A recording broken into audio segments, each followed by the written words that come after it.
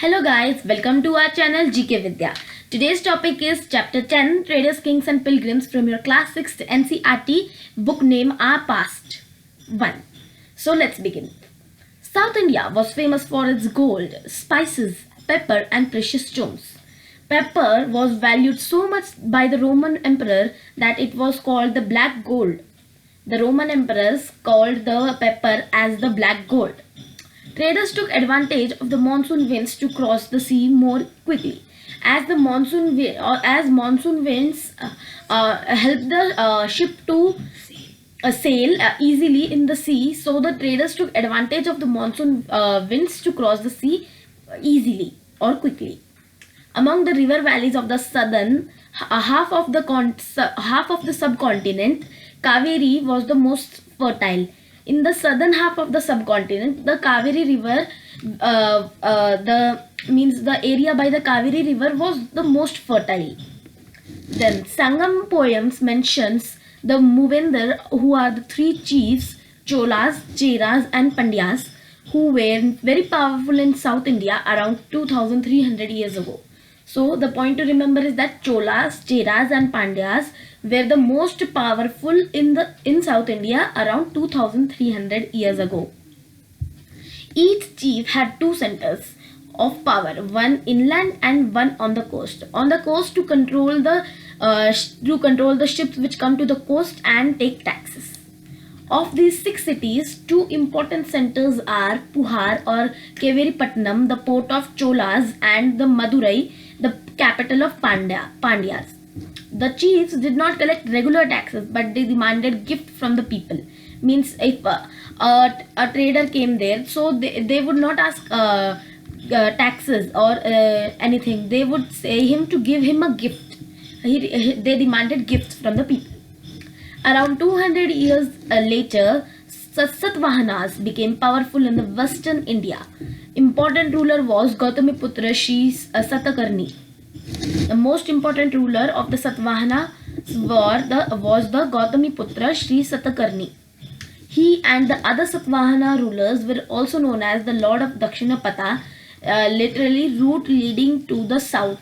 So what the Satvahana rulers did, that they controlled the routes to the routes which lead to south. So most of the people call them as the Lord of Dakshinapatha because they are controlling the route which is leading to the south direction.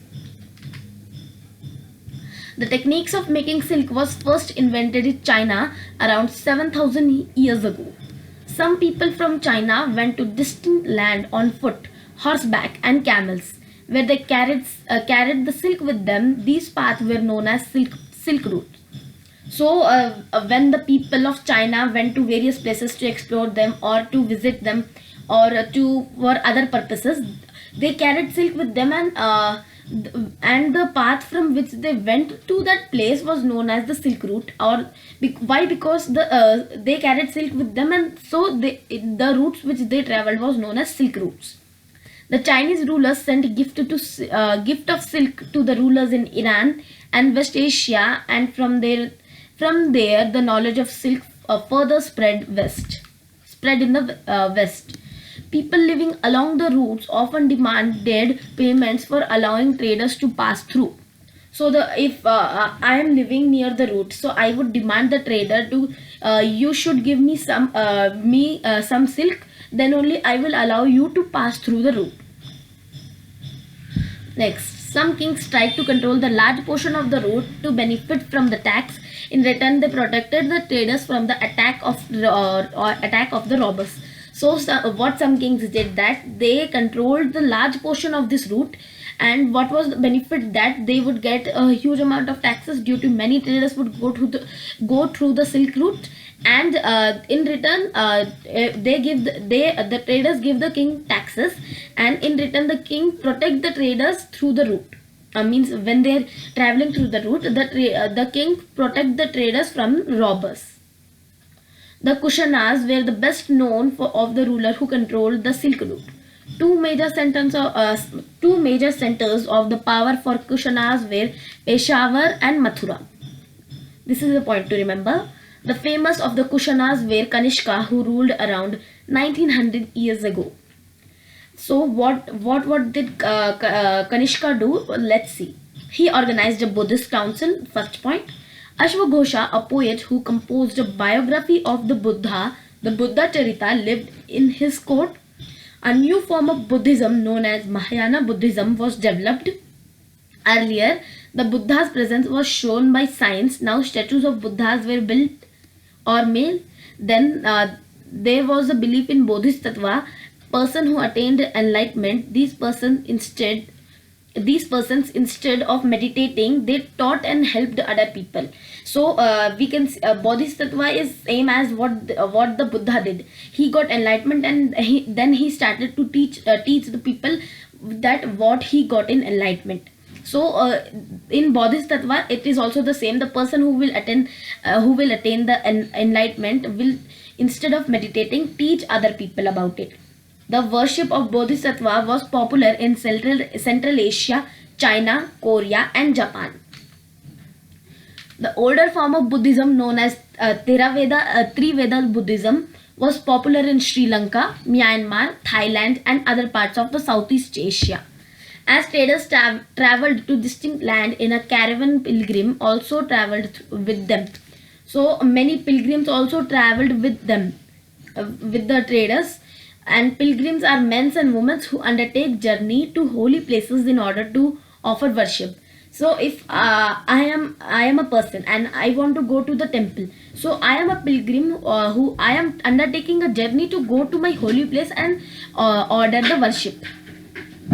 Then the best known of the pilgrims are the Chinese Buddhist pilgrim Faxian, who came to India 1600 years ago.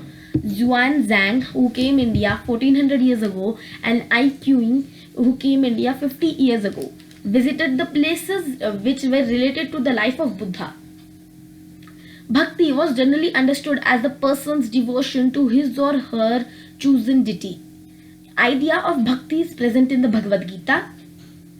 The word bhakti comes from the Sanskrit word bhaj, to divide or share, and anybody, whether rich or poor, belonging to the so-called high or low caste men or women, could follow the path of bhakti. Means bhakti had nothing like I am the rich bhakt, I am the poor bhakt. This was not in the bhakti. No high and low caste men or women were there in the bhakti, and anybody could do the bhakti. And the person the person has to choose a deity, and he should worship the deity with his heart. So the deity will appear in front of the person in which way that means the person who is worshipping the deity wants. The word is derived from the word Indus. They were the terms used by Arabs and Iranians to refer the people who lived in the East. Around 2000 years ago, Christianity emerged in West Asia. The Christians of Kerala, known as Syrian Christians, probably because they came from the West Asia, oldest Christian community in the world. So the West Asia is the oldest Christian community in the world. Thanks for watching our video. For more videos, subscribe our channel GK Vidya, and don't forget to like, share and comment.